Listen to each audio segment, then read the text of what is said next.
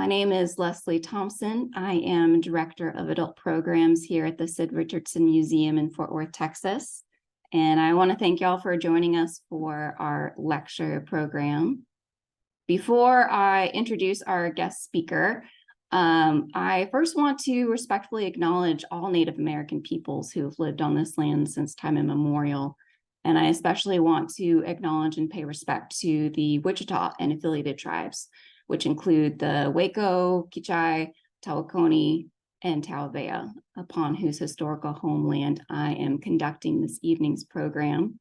And while I recognize that a simple statement isn't sufficient to support the rights and well-being of Indigenous peoples, I like to use this land acknowledgement as a reminder to continue to educate myself and others on the past and present histories of Native communities, both in North Texas and beyond, like those represented in our collection, as seen in paintings by Charles Russell that you'll see on display in our galleries. Now, during his residence in Montana, Russell encountered Indigenous people both on the northern plains of the state and from neighboring tribes in Canada and Alberta.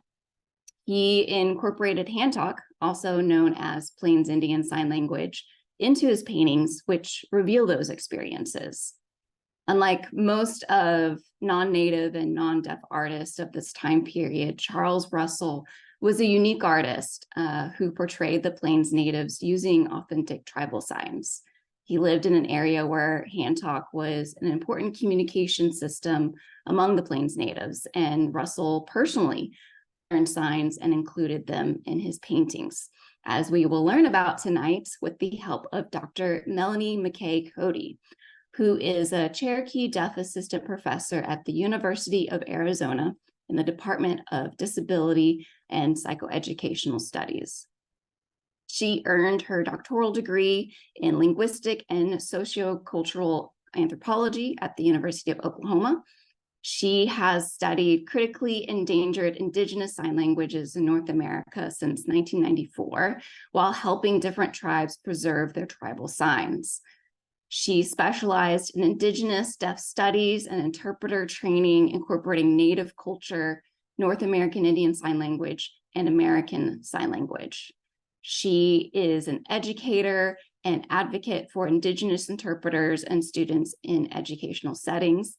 And in addition to North American Indian Sign Language research, she has taught American Sign Language classes in several universities, schools, and communities for over 42 years.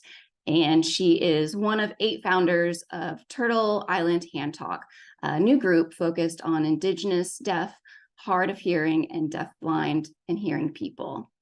Before I let Dr. McKay-Cody take over, I want to bring your attention to a couple of Zoom features. The first is the chat box, and this is where you can leave comments during the lecture. And I will actually help you test your chat box skills by asking everyone that if you are watching this lecture at home with others, if you will please type into the chat box how many folks are there with you. This will help us better accurately record our attendance numbers, since we can't see you, so we don't know how many people are behind each device that logs on. So I appreciate that. And then the second feature I want to bring your attention to is the Q&A box. If at any point during the presentation you have a question related to Dr. McKay-Cody's presentation, please type your question there so that we can collect them all in one place. And with that, I will mute my mic, turn off my camera, and let you take it from here, Dr. McKay-Cody.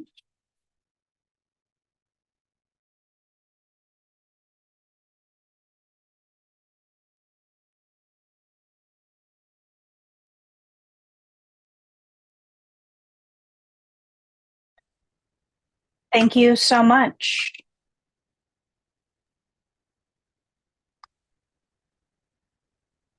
The interpreter cannot see Melanie.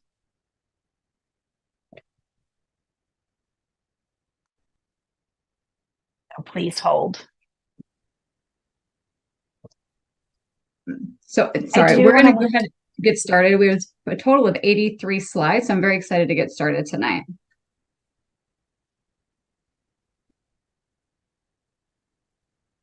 So I've been working with several museums, and this specific museum since July. I had people submitting paintings who wanted me to look at them and provide interpretations. So I'm going to go ahead. I have always been interested in studying these things. For about 28 years, I've been aware of these paintings, but I've never had the time to focus on them until this wonderful opportunity provided to me by the Richardson Museum. Look at Russell's paintings that include hand talk. Please advance.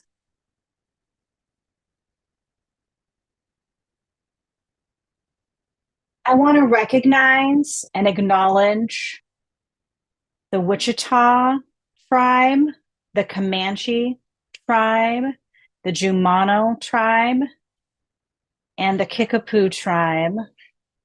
The four of them are the original residents of Texas, and these are their ancestral lands. I'd like to recognize those tribes whose signs are used in this area from long ago and passed on through the generations.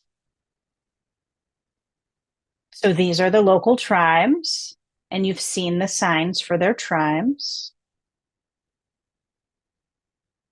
I happen to currently be in Arizona, and I want to acknowledge and recognize the Tohono O'odham, the Yaqui, on whose lands I stand. These are their ancestral lands. I work here. I work with several people who are members of the Tohono O'odham tribe, and I give respect and homage to their sites for allowing me to present and to work with their peoples. Thank you.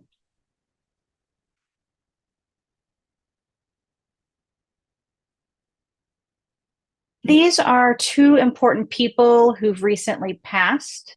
One was my father, Al McKay.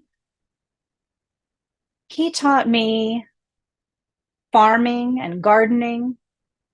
He grew up cowboying. He took me to places where they had rodeos. So I grew up going to rodeos with my dad. I'm his cowgirl. We were very close. He knew a lot about rodeo, horsemanship, farm life, and he really made me who I am today. The other person is Willie LeClaire. Although I met him more recently, he was a fluent Indian signer. He used Shoshone Sign Language fluently. We recently lost him. He had been involved in my research group as a sign model. We're working on a dictionary to preserve native sign languages. He was truly an amazing person, had a wonderful sense of humor. We talked about rodeo life, cowboy life. I really enjoyed his camaraderie during meetings. I will miss him a lot. They both made a great impact on my life, and I want to honor them. It is good.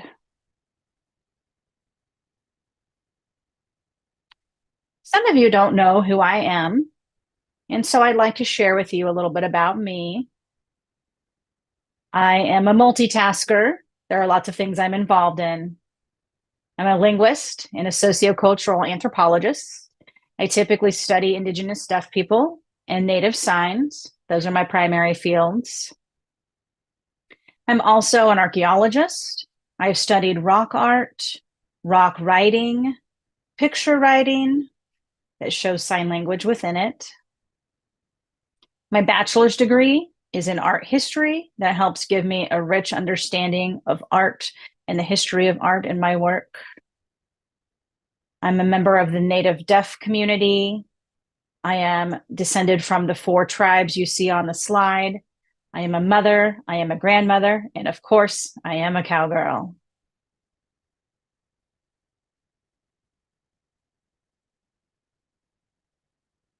I think it's important to have a basic understanding of the area we're talking about when we're talking about hand talk. And that term hand talk is used in the Indian deaf and also in the hearing Indian community. Most people use the the term hand talk. We sign it like this. For linguistic purposes, for the specific signed languages I study, they are in the Plains Indian Sign Language family. And you can see the Plains area there in red on the slide. I've studied different tribes, Southwest Regional, Native American Sign Language. In November, I'm going to try to find any remnants of signing from the Northeastern United States. I typically work with tribes to help them preserve their hand talk lexicons. This is a summary picture of my work. Hand talk is a general term for any native signed language used in North America. I've been studying this for 29 years. I've been able to work with many different tribes, and it's important for you to understand how this applies to Charles Russell's work. The blue, we're talking about North American Indian Sign Language. Then we break it down into regions. The Plains is the region that I study the most. And then in the green are the specific tribes that fall under that region. So even sometimes there are two tribes who live close together on neighboring lands. They may have different signs between their signed languages. And I am going to talk more about what C.M. Russell encountered and the tribes he interacted with. So again, North American Indian Sign Language is the overarching or umbrella term. Plains Indian Sign Language is the regional hand talk. The items in the green are the tribes Charles Russell associated with. We know for sure he associated with 11 tribes, many in northern Montana and on into Alberta, Canada. So you see the Cree, the Crow, the Blackfoot, Cayugan, that's Canadian tribe. The Cree, he really interacted with a lot of Native peoples during his time in Montana. A little bit about Russell. He's the man who painted this body of work. Here are some photographs of him. I've always been quite impressed with his work. Like I said earlier, I've been fascinated for at least 29 years. He was very advanced as an artist for his time. I look at his artistic work as language documentation, a different documentation than those of us who just write transcripts. He lived on the land. He developed his art from the land. He did anthropological studies of the people with the signs. So I feel like he was really ahead of his time. I've always been quite impressed with his work. He really has a lot to offer. Most cowboy artists did not paint any Indian signers or any signs. They may have shown people in action in their daily life or just standing there on a landscape. But I think that this may have been a point of pride for him because he himself could sign. He visited Indian signers and they communicated with each other. According to stories, it says that the Native people trusted him, felt honored to be painted. He gave them paintings as gifts. They very much treasured those paintings and those gifts. They felt like he was really giving them something of value. They often would give him something in return. So they felt him as a very trustworthy person. Next, I want to look at some of the signs in some of the paintings. And I'm going to focus on some of the different hand shapes that are in the pictures.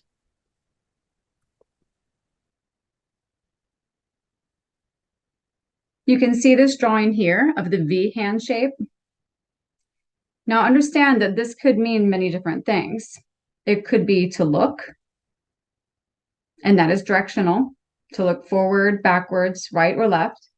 It could also mean dog, this sign, the V moving across the front of the face. It could mean lie with the V sliding across the mouth. It has many different meanings. But unfortunately, in painting, the sign is frozen. So without movement, it makes it difficult to ascertain the actual meaning. So what we often do is I will confer with someone who uses hand talk to make sure that my interpretation is correct and that the meaning matches the setting or the environment that's being painted. Okay, so let's move on. So now I would like you to do an exercise. Look at this painting and see if you can see the sign. I'll give you a minute to look at this painting.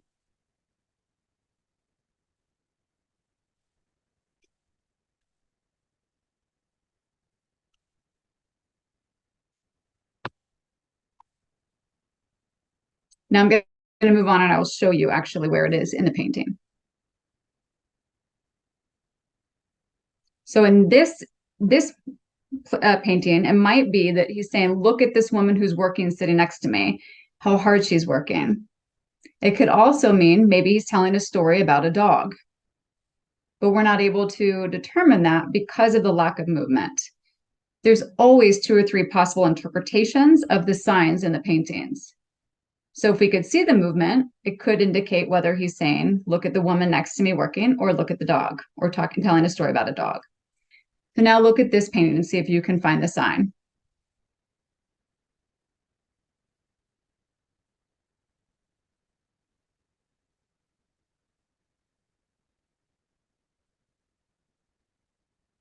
Let's look at the next painting.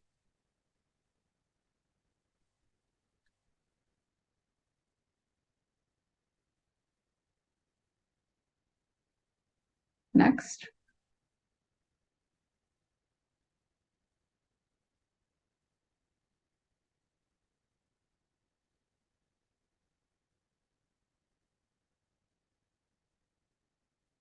Another one.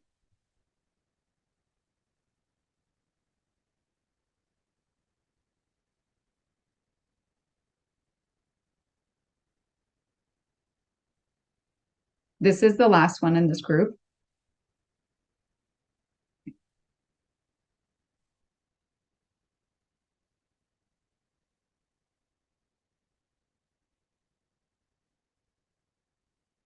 So now you'll notice that all of them are similar in this hand shape. They're all using this sign. So you notice the pattern. All of the riders, all the horseback riders, are all using that same sign. So there's a connection between them. And that indicates ontology within the paintings.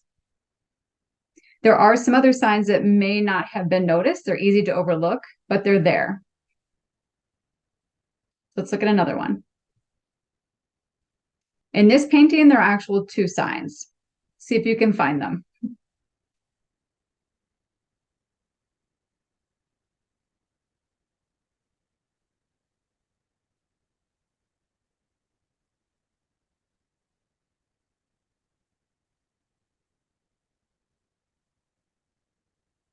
Okay, so do you see the gentleman straight forward in the middle? He's doing this, the V on the chest. He's the interpreter for Lewis and Clark. But there might have missed the woman. There's an old woman who's shorter. She also has a V on her chest, on her upper breastbone. She's standing next to the TP. I'll show you a close-up of both of them.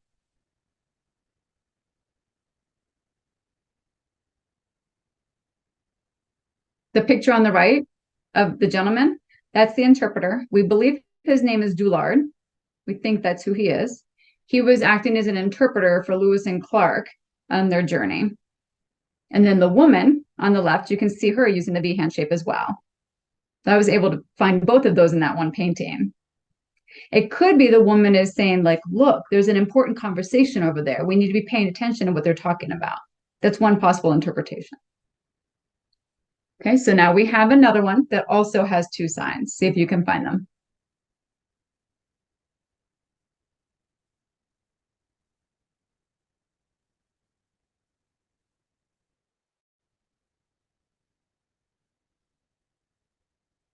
And here they are. the pictures are a little bit blurry. I apologize for the quality. The picture on the right, the gentleman is signing two. He's indicating two girls. So it could be $2, but it is clearly the number 2. And what's interesting here, I believe this is the sign for dog or an animal. And above the painting, you can see the 3 animals drawn. This sign does not always mean dog. It can mean any small animal or a group of small animals. I actually learned that through working at Hand Talk. So it could mean dog, but also small animal. So that was interesting find for myself. Here's another one. This is a storytelling. It's possible he's talking about a horse walking, or it could be a dog. But this is an example of storytelling. And Charles Russell is sitting there listening to the individual, but it's a letter that was written about the story being told. So now we're going to move on to the fist hand shape, which can be thumb up, thumb down. So we're going to look at examples of that in paintings. Take a look in this painting and see if you can see an example of the fist hand shape.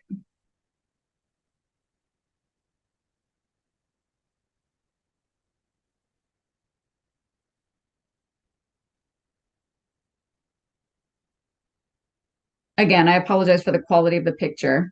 I believe it's either this, which means signature, or it is this, the cross in the hand, or they're signing to write. So one of those 3 options that could be indicated here. So it could be any of these. But they all mean, to some extent, a signature. Sign your name. This one is fascinating. Look at the people's head and how they're turned.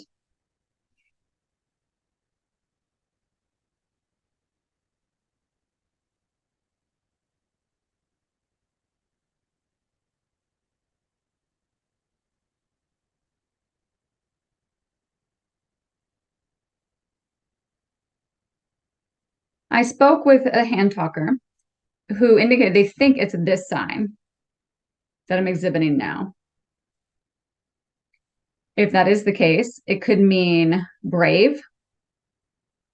It could mean wow, an emphatic expression, or it could mean very good. So there are 3 possible interpretations here. So it could be an indication of saying, wow, look at all the wagons approaching. It could also mean you're brave to come to our country. Or maybe it means good. But look at the head. He is actually looking back towards the painter, and everyone else is looking in the opposite direction. So maybe this gentleman is a friend of Charles Russell. We don't know. Take a look at this picture and see if you can find the hand shape.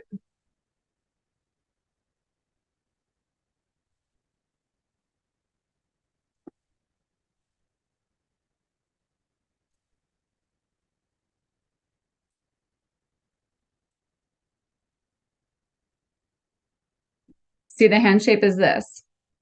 The thumb on the side of the fist. We're not sure which sign is being produced. It could be this, which means respect. Or it could be something else. It's hard to tell. But it is that hand shape. So now we have the hand shape either one finger, index finger, or both hands with an index finger. Look in this picture and see if you can see that hand shape.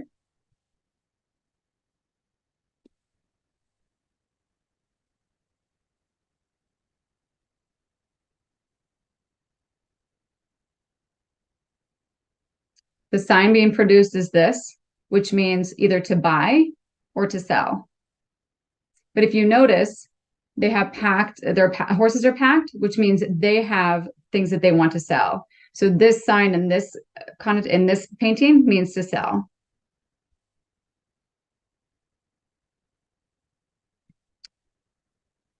This artwork is more than impressive.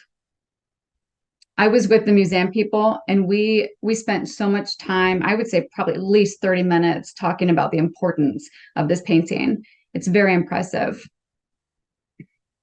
This is why I said that Charles Russell is early for his time. He's advanced for his time. A lot of people in art history believe that he painted in the romantic perspective, romanticism. I come from a different lens. I see a sign in this painting. I don't know if you see Sacagawea. She's standing here in the painting on the boat. And if you notice, all of the men are still. No one is talking. There's no discussion. There's movement, no movement. When I look at this painting, I feel like the importance is on Sacagawea. She's being recognized as the native interpreter. And her role is critical. And Charles Russell is showing the honor of her, a native woman. To us, native interpreters, we feel that she is standing ahead to be recognized. And that passes on today to our interpreters today. And being a woman, you can see the baby on her back. She's representing the ability to navigate two worlds, two cultures, and able to share those. She's intermediary between the two. And the boat in the distance is approaching the boat that Sacagawea is in. I feel like the focus is on just this exact woman. So I cannot emphasize the importance enough. And here is where you see the sign.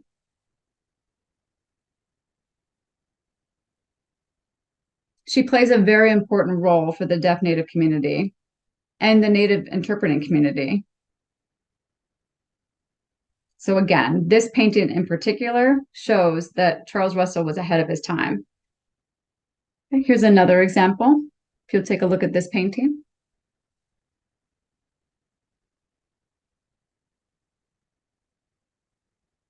I think this one is easy to find.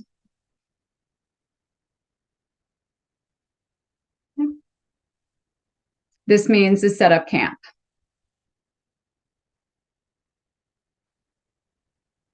So he's saying we're going to set camp here. Okay.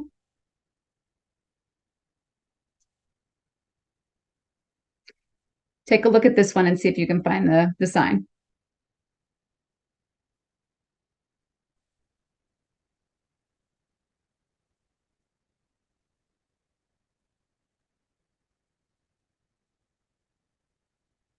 This is representing people. It could be saying, I'm going to go see my people. You can see all of the people down below in the town. And so that's being represented that I'm going to go see my people.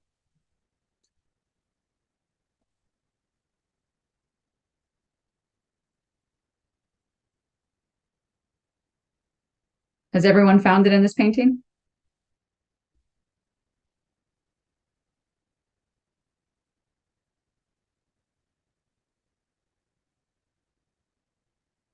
Okay, so there's this one on the left. That was the person in the middle. And then on the right, you see the picture of the V on the upper breast. You always see this person looking over to the side to say, look. Here's another painting.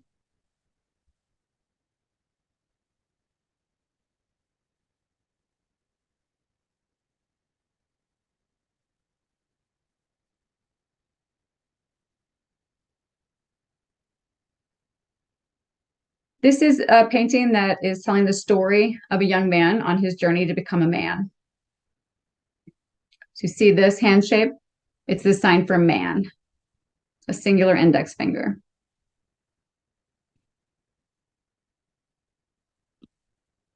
Now we will be going through and talking about the examples of the open and closed 5 hand shape. See what you can see in this painting.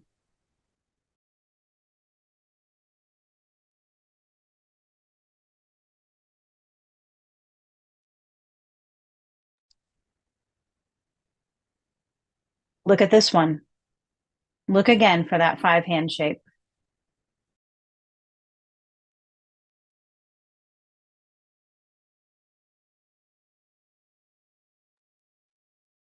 Here are the close-ups. That sign means wait. That sign has been carried on until today. There are a lot of people who use hand talk who sign that sign. Even gestures people use today means to wait.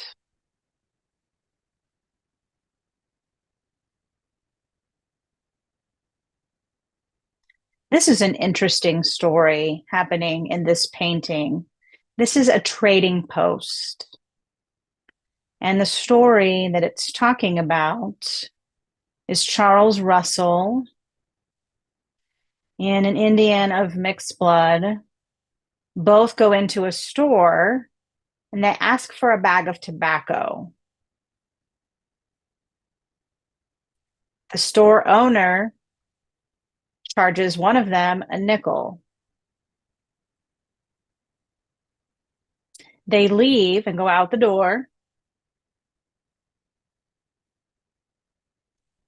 Then the native person goes in and says, I want to get some tobacco.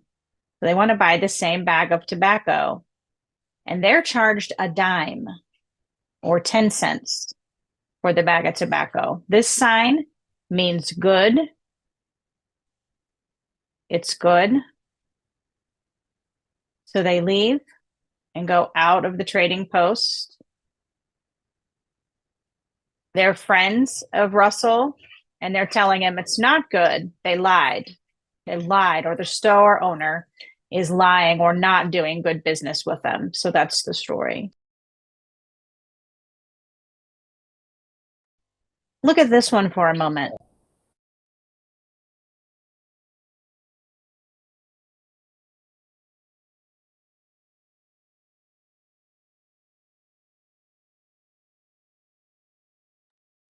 You see the signs for good.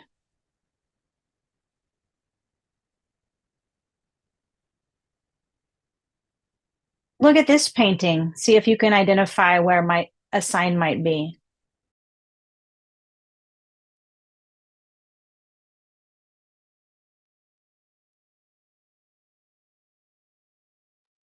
Here it is, that open 5 hand shape. There's somebody standing off to the side.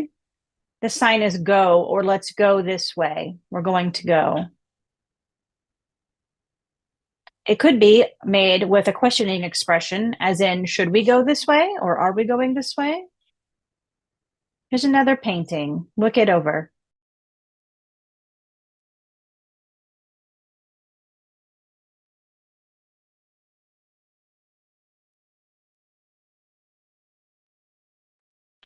The story behind this picture, and you can see the stream or the river. You might wonder why the boat's on fire. This is an allegory or a metaphor. They're signing fire. They're signing fire because it's a steamboat. And so it has a smokestack. So they're signing that fire sign to talk about the steamboat. The same with trains. I've seen a lot of people who use hand talk sign this fire sign up in the air, meaning a steamboat, a steam-powered boat, or the iron horse, the railroad. So again, that sign is alluding to that steam or smoke coming out of the top. It's really important to think about how the sign is being performed and how it connects to the environment or the context in which it's depicted.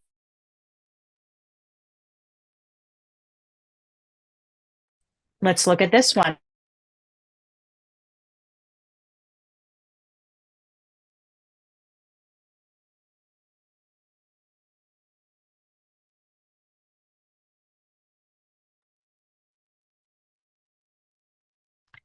So they're wanting to eat or looking for food, maybe requesting food. Do you have food? The sign is clearly food or eat. And next, we're going to look for this curved L hand shape performed like this. Let's look at the painting.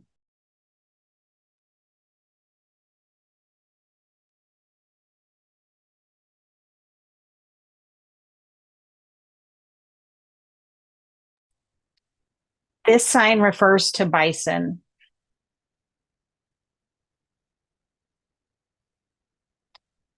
Signs that have both a V and a 5 type hand shape, like depicted in this painting.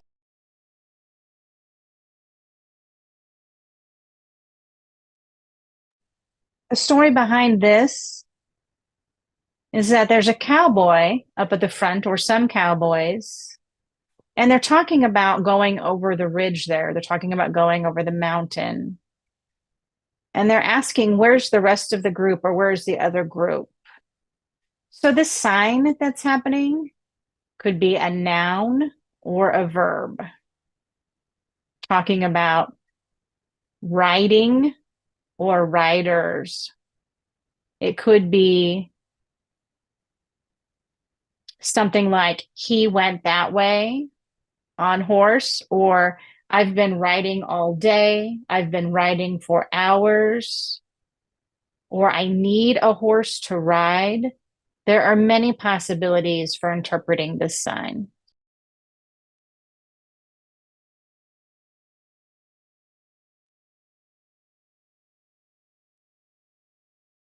There are 2 signs happening in this painting.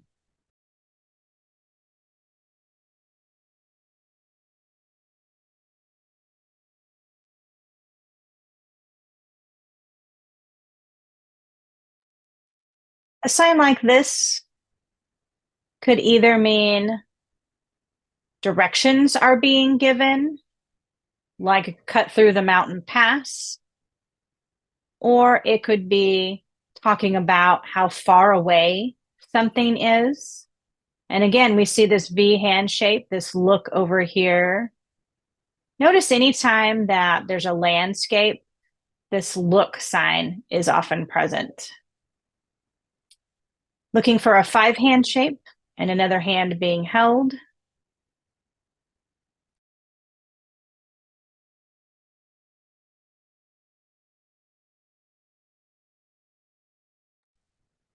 It's important to know the story background behind this.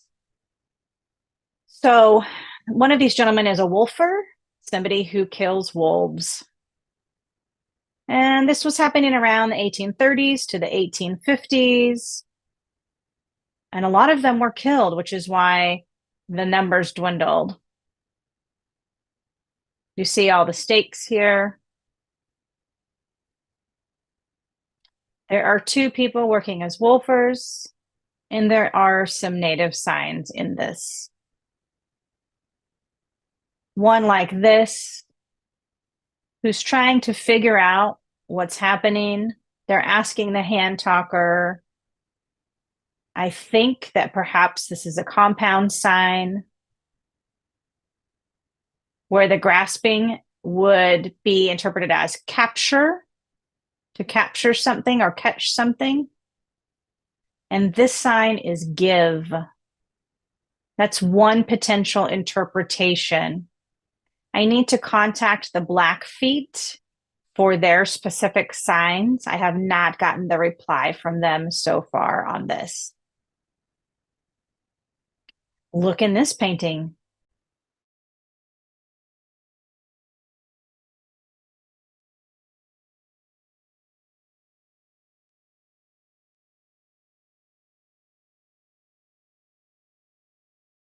Another instance of this sign that may have something to do with capture. But there's something else too. You can see the one who's on horseback with this V sign. So for the next picture, really look at the group of pictures and then I will explain what's happening.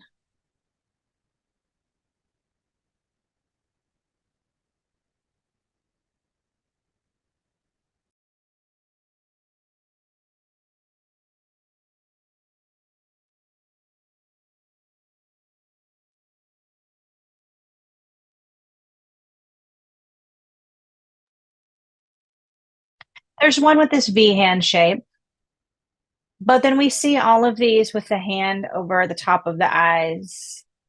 They're blocking the sun out with their hands. And you can tell by the expressions on their faces, they're trying to look far away. That is now morphed into a sign in the Native community, especially in the deaf Native community. Hand talkers use this sign. That is a contemporary sign that is still in use in the community.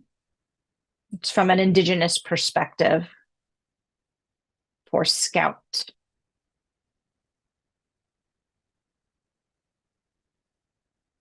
You see the person with their hand raised. Some people have asked me about the stereotypical translation of this in English, how. This sign has a purpose. It has a function. It means I'm here, I'm present, I come in peace. I intend this meeting to be peaceful.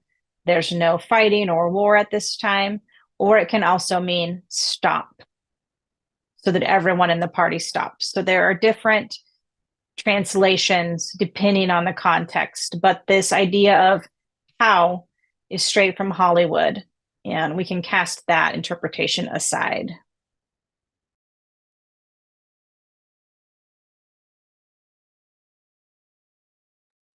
So we see the hand in the air again here.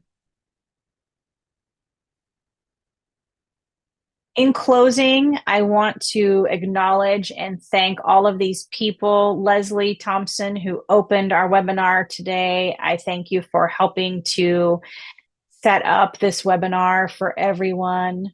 The Ammon Carter Museum in Fort Worth. There were 4 people that I met with this past July and talked with them in developing this presentation. The Charles M. Russell Museum in Great Falls. I was able to speak with Sarah, who helped me with the titles of the paintings. I really thank her. The Montana Historical Society. They've got beautiful pictures that I was able to work with that helped me greatly. The Gilcrease Museum in Oklahoma was of great service to me with pictures. My interpreters, Amy and Heather, I give them thanks. Christina, my graphic designer, helped me get the pictures ready for this presentation. I thank all of them for their contribution to this presentation and to the slides. I do so appreciate all of their help. Thank you so much. It has been good. Wonderful. Thank you, Dr. McKay-Cody. Well, we still have a little bit of time remaining.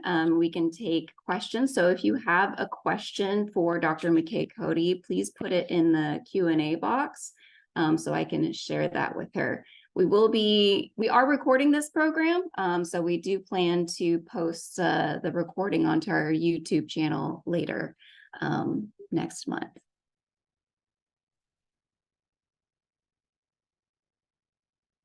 So if you have a question for Dr. McKay-Cody, go ahead and put it into the Q&A box. Let's see. Here's a question. I noticed you used a sign that looks like kill with a T hand shape. Does that have a specific meaning?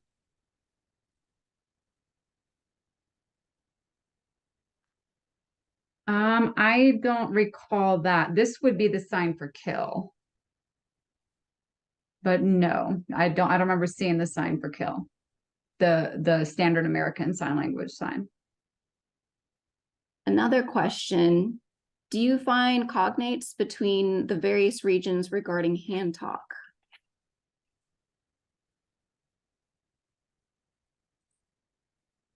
Yes. That was the list that I showed, the green, the final part of that chart, the tribal signs, yes. Those are the tribal signs. So that means that specific tribe within that community uses signs which are different across the different tribes. That's the third part of that chart. Was hand talk commonly used by everyone in the tribe or just deaf people?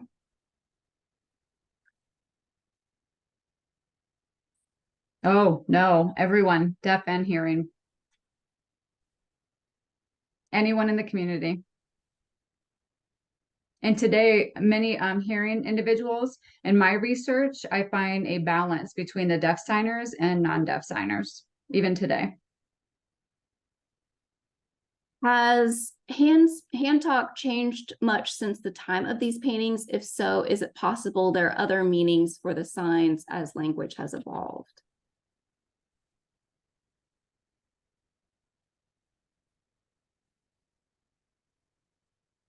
No, most of them have been carried on and they've maintained their meaning. It's called intergenerational transmission. Many of the signs that are in the paintings today, current Plains Indian Sign Language users can identify the signs. So they are the same. How and when did you first hear about Charles Russell?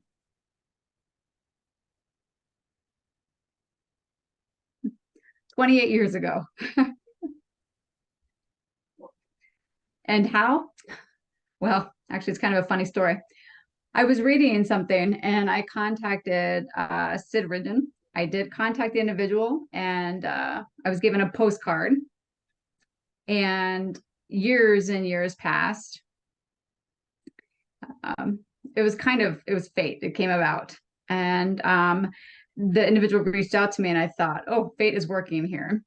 But so other people have reached out to me and they have examples of Charles Russell. And then we came across multiple paintings. Sometimes we come across a few, but then we find more. And I say, yes, we are always finding more. So far, I've identified 38 paintings with signs, but there are many paintings in which we have not counted the signs or have not been identified yet. There's a few questions related to how and why Charles Russell learned and continued to use sign language, if you learned about that at all in your research.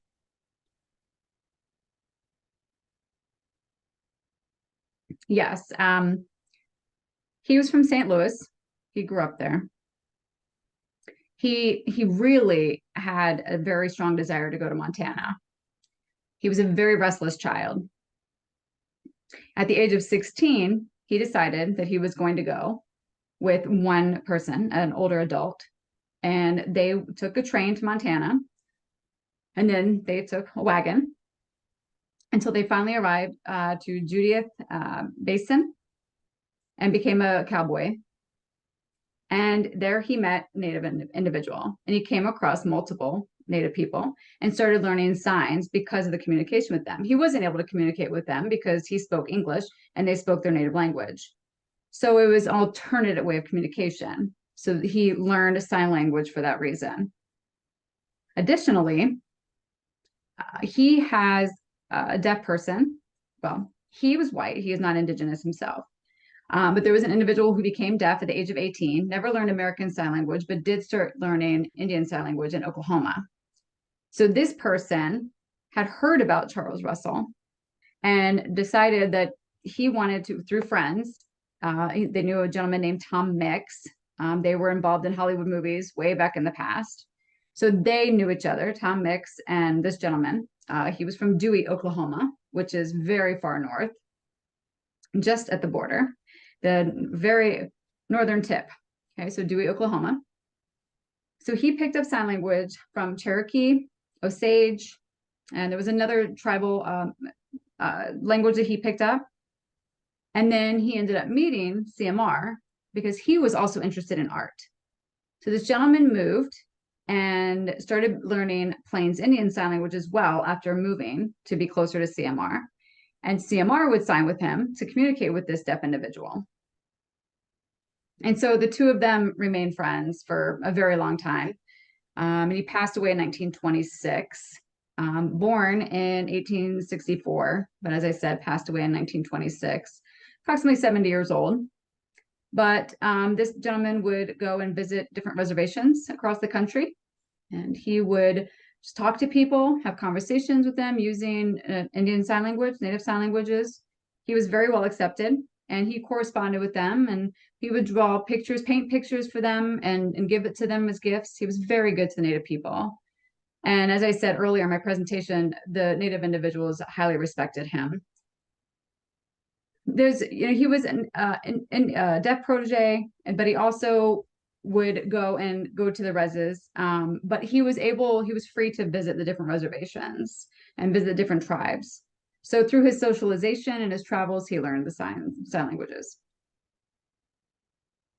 Have you studied the sign languages of other Indigenous cultures around the world? Just curious if there are similarities you've seen across cultures.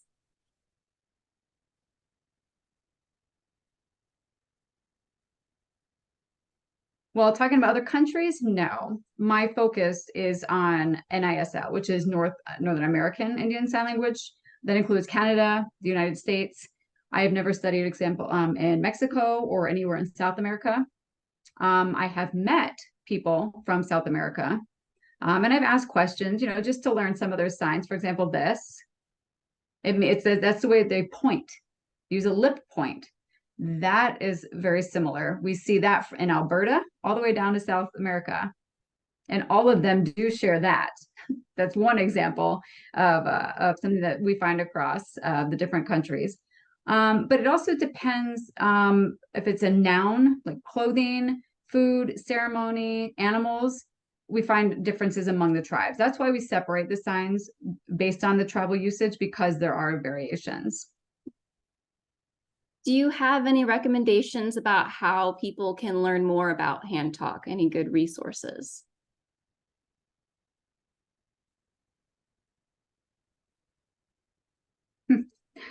Yes. My group is actually developing a video dictionary. We've started that. We've actually been doing this for the past year. We are collecting signs across tribes. So far, we have 9 tribes represented. We're expecting 1 or 2 more to join our group. But our goal is to record signs and put them into this visual dictionary. Someday, once it's completed, then we will also develop an app that can be used to access the signs. But this dictionary belongs to the Native people. It's not going to be widely publicly shared because the language belongs to the Native people. So the dictionary will be developed, and we will pass it on to each tribe, and then they make a decision as how that will be shared or not. Some signs are signs that they do not want to be shared publicly. They're sacred signs. So I am giving them that power. I'm just doing the research. I'm providing them the tools to preserve their languages. And our research group has, we have a Native research assistant. We also have students who are doing editing who are also Native. I'm trying to keep the project within the community, among Indigenous people, and just maintain it among Native people. We do have some non-Native researchers who are very good with doing editing. They're also good with, we're teaching them respect for Native languages. I've had some people reach out to me for selfish reasons, and I declined to work with them. I said, no, you will not exploit the work we're doing. I will not work with you because your reasons are not authentic. Sometimes even people from other countries have reached out to me, and I said, no, the work we're doing belongs to the Native people. Wow, wonderful. Thank you so much, Dr. McKay-Cody, for sharing your knowledge with us and your research. And I'm so excited about all the work that you continue to do. I want to thank our interpreters for helping out this evening, and I want to thank all of you at home watching and sharing your questions with us. I know I learned a lot tonight, and I hope you did too. And I hope that you have a good rest of your evening. Thank you so much, everyone. Good night. Night.